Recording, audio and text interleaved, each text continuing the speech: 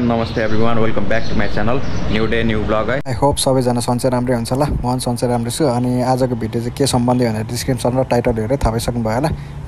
अब चाहिँ यहाँदेखि हामी चट्ट निस्केको है। सो एउटा ब्याड न्युज चाहिँ के हो भने यो जुन आज मैले यो भ्लग गरेको थिएँ यसमा चाहिँ यो साउन्डै रेकर्ड भएन छ क्या। यो यस्तै हो भ्लगिङको दुनियाँमा होइन। ब्याट्री कहिले सकिने माइकको कहिले के हुने त्यो थाहै नपाउने क्या। रेकर्ड गर्दा गर्दै ब्याट्री नै सकेछ है। सो अनि मैले चाहिँ सबै घरमा आएर अडियोलाई रेकर्डिङ गरेर यो भिडियोहरू चाहिँ जसरी पनि कम्प्लिट गर्नुपर्ने थियो। किनभने आज राजकुमार थापा मगरलाई पनि भेटेको थिएँ अनि एलिसा खड्कीलाई पनि।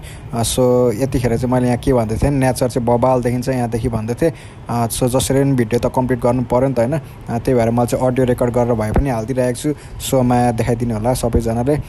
सो सपोर्ट गरिदिनु होला है। यस्तै हो कहिलेकाहीँ अब ब्याट्री सकिन्छ के हुन्छ थाहै हुँदैन यो इलेक्ट्रोनिकको चिजहरू है। सो अनि हामी चाहिँ यहाँदेखि बर्ने जाँदैछौँ। अहिले चाहिँ हामी यहाँ बुधबारैमा आइपुग्यौँ है। अनि यो बुधबारदेखि चाहिँ भ्यू चाहिँ बबाल देखिन्छ यो माथि पावर लाइनको है।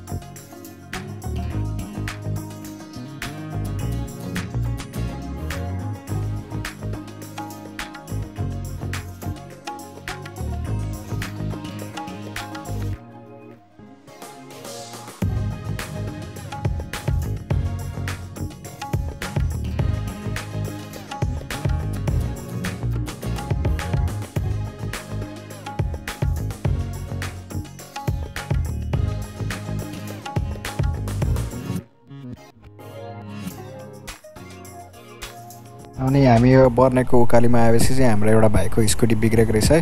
अनि स्कुटी चाहिँ अब ठेलेर माथि ग्यारेजसँग पुऱ्याएर उताबाट बनाएर ल्याउने भनेर भाइलाई चाहिँ सहयोग गर्दैछौँ।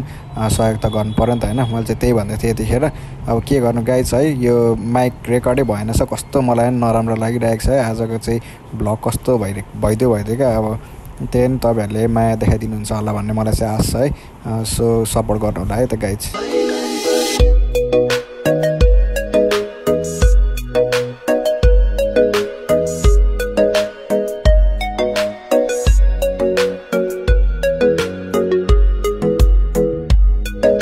सो है गाइज अनि फाइनली हामीले चाहिँ ढकल्दा स्कुटीलाई यहाँ ग्यारेजमा ल्याइ पुऱ्यायौँ। सो लास्टमा चाहिँ मैले पनि ढकल्नु पऱ्यो अलिकति चाहिँ ग्यारेजसम्म। नभए साथीले ढकलेर ल्याइ पुऱ्याएको थियो यहाँसम्म चाहिँ।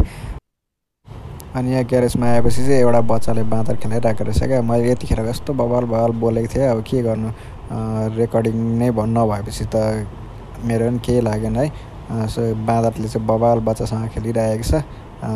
अनि यतिखेर चाहिँ हामी यो ग्यारेजमा बसिरहेको थियौँ। अनि ठ्याक्कै यतिखेर राजकुमार थापा मगर अनि एलिसा खड्कीहरू चाहिँ फर्केको देख्यौँ। अनि त्यहाँदेखि हामी चाहिँ उनीहरूकै पछि आएर चाहिँ उनीहरूलाई फलो गर्दै गयौँ। अनि त्यसपछि आधी बाटोमा भेट्यौँ है। सो भेटेको क्लिप्सहरू चाहिँ हेर्नु होला। अनि हामी चाहिँ यहाँ बुधबारे आइपुग्यौँ। बुधबारेमा आउँदाखेरि चाहिँ सबैजना यहीँनिर बसिराख्नु भएको रहेछ बुधबारेमा। सबैजना राइटर मनिष शिरोनायन राजकुमार अनि एलिसा खड्की एन्ड सौगात ब्लग सबैजना यही हुन्थ्यो। अनि सबैजनासँग हातसाथ मिलायो है।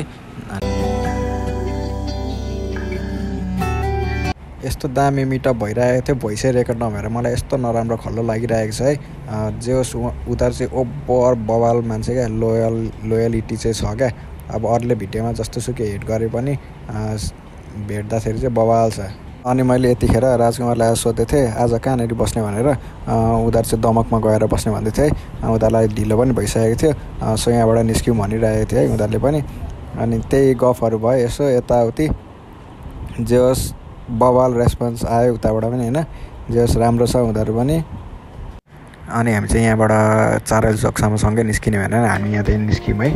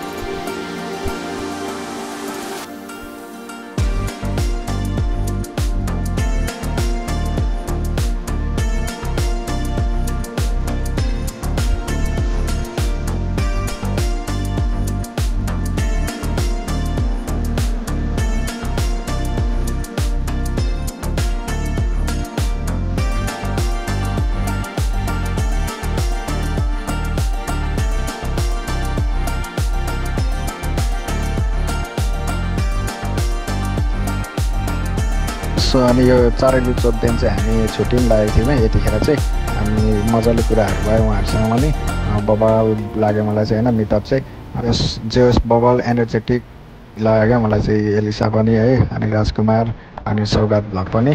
सो दामी कुराकानी भयो। अब काठमाडौँ जाँदाखेरि भेट्नुपर्छ भनेर कुराहरू भएको छ। सो अनि यता चाहिँ हाम्रो राइडन मनिष 09 है जो चारलीबाट हुनुहुन्छ उहाँ चाहिँ। अनि जे होस् हामी यतिखेर सबजना छुट्टी पनि लागेको थियौँ। सो